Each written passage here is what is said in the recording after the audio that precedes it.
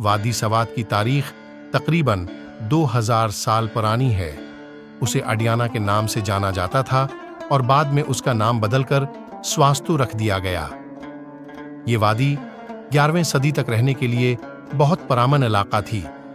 طاقت کے کھیل نے وادی میں خلل ڈالا اور اسے سب سے پہلے غزنی کے محمود نے فتح کیا۔ زمینوں کے حصول کی رسم جاری رہی اور پھر وادی سوات پر یوسف زئیوں نے قبضہ کر لیا۔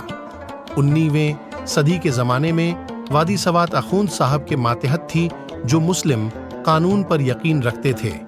اس وقت وادی سوات کی معیشت زراعت کی وجہ سے پروان چڑھی اور یہ کاروبار کے لیے اہم تجارتی علاقوں میں سے ایک بن گیا۔ سوات کی وادی دنیا میں بدھ مت کی تعلیم اور تقوی کی مقدس سرزمین کے طور پر بھی مشہور ہے۔ یہ بدھ مت کی زیارت کے بڑے مراکز میں سے ایک تھا۔ ابتدائی زمانے میں کہا جاتا تھا کہ مہاتما بدھ خود اپنے آخری تناسخ کے عمل میں سوات آئے تھے اور انہوں نے امن اور ہم آہنگی کی تعلیم کو عام کیا۔ اسے بدھ مت کا گہوارہ کا نام بھی دیا گیا۔ جیسا کہ پہلے ذکر کیا گیا ہے کہ سوات کا نام ادیانہ تھا اور اس کا مطلب قدیم مہاکاوی ہے۔ تاریخ میں یہ بھی مذکور ہے کہ مقدونیہ کے الیگزینڈر نے دریائے سندھ کے ڈیلٹا کو عبور کرنے سے قبل اس سرزمین پر کئی بڑی لڑائیاں لڑی تھیں۔ وادی سوات کو لٹکتی کرسیوں کی وادی کا نام بھی دیا گیا ہے۔ تاریخ یہ بھی بتاتی ہے کہ سوات کسی زمانے میں بدھ مت کا گہوارہ تھا جہاں 1400 خانقاہیں زندہ اور پروان چڑھی تھیں اور انہوں نے گندھارا اسکول آف سکلپچر بھی بنایا تھا۔ نیموگرام اپنی خانقاہوں کے لیے مشہور جگہ ہے۔ یہ بدھ دور کے سب سے مشہور آثار قدیمہ کے مقامات میں سے ایک ہے۔ کہا جاتا ہے کہ سوات 1400 خوبصورت اسٹوپا اور خانقاہوں سے بھرا ہوا ہے۔ انہیں بدھ مت کی 6000 سونے کی تصاویر اور تعلیم کے ذریعے بدھ مت کے مذاہب کے بارے میں بیداری پیدا کرنے کے لیے عبادت گاہوں کے طور پر استعمال کیا جاتا رہا۔ اس میں متعدد اسٹوپا ہیں جن میں 3 اہم ترین اسٹوپاؤں پر تفصیل سے بات کی جائے گی۔ کہا جاتا ہے کہ اسٹوپا خاص قسم کے پتھروں سے بنائے گئے ہیں جنہیں ڈریس اسٹون کہا جاتا ہے۔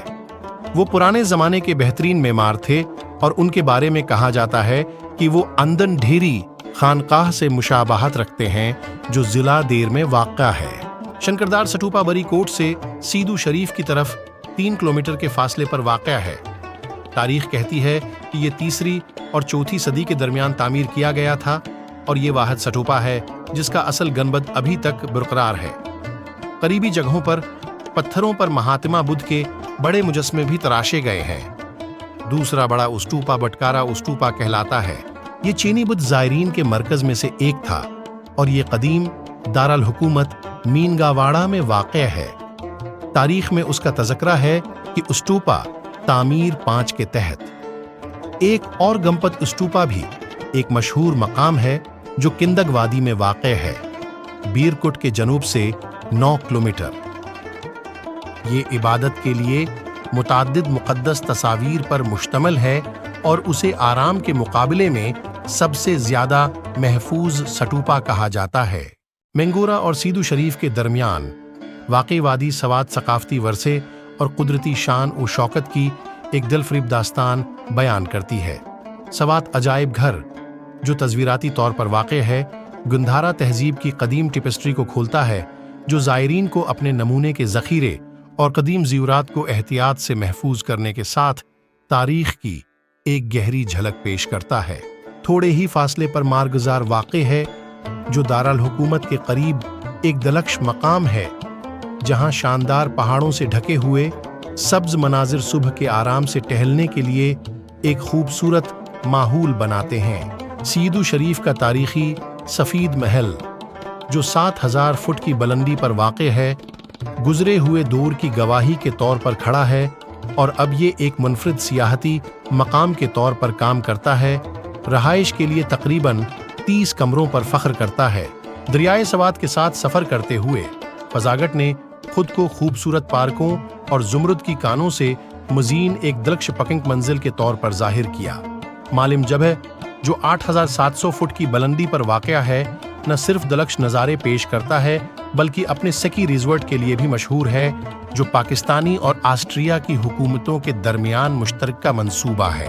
وادی کالام مختلف راستوں سے قابل رسائی فطرت کے شائقین کے لیے ایک حقیقی جنت ہے، جس میں پرسکون جھیلیں اور جھرنے والے آبشار ہیں۔ مدیان، میاندام، بحرین اور اوشو وادی کے متنوع تجربات میں اپنا حصہ ڈالتے ہیں، جو جدید سہولیات اور زرعی زمین کی زرعی مناظر کا مرکب پیش کرتے ہیں۔ مہودنڈ جھیل اپنی بدلتی ہوئی شکل اور مشہور ٹراؤٹ ماہی گیری کے ساتھ ایک قدرتی عجوبہ کے طور پر کھڑی ہے، جس کی تکمیل اشفا کی بہار اور قدرتی کیمپنگ سائٹس سے ہے۔ کنڈل جھیل لمبے دیودار اور دیودار کے درختوں سے گھری ہوئی ہے، اپنی وسیع دلکش خوبصورتی کے ساتھ مسافروں کو اشارہ کرتی ہے۔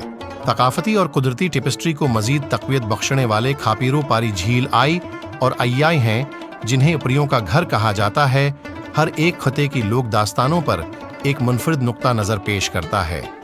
اسپن کھوار جھیل کنڈل کے شمال مشرق میں واقع ہے، اپنے وسیع وسعت کے ساتھ ایک پرسکون پناہ گاہ ہے، جو مقامی اور نقل مکانی کرنے والے پرندوں کے لیے پناہ گاہ ہے۔ اجتماعی طور پر یہ منزلیں وادی سوات کو ایک ہمہ گیر پناہ گاہ بناتی ہیں، جو تاریخ، فطرت اور ایڈونچر کو ملا کرتی ہیں ان لوگوں کے لیے جو ایک عمیق اور تفصیلی تجربہ کے خواہاں ہیں۔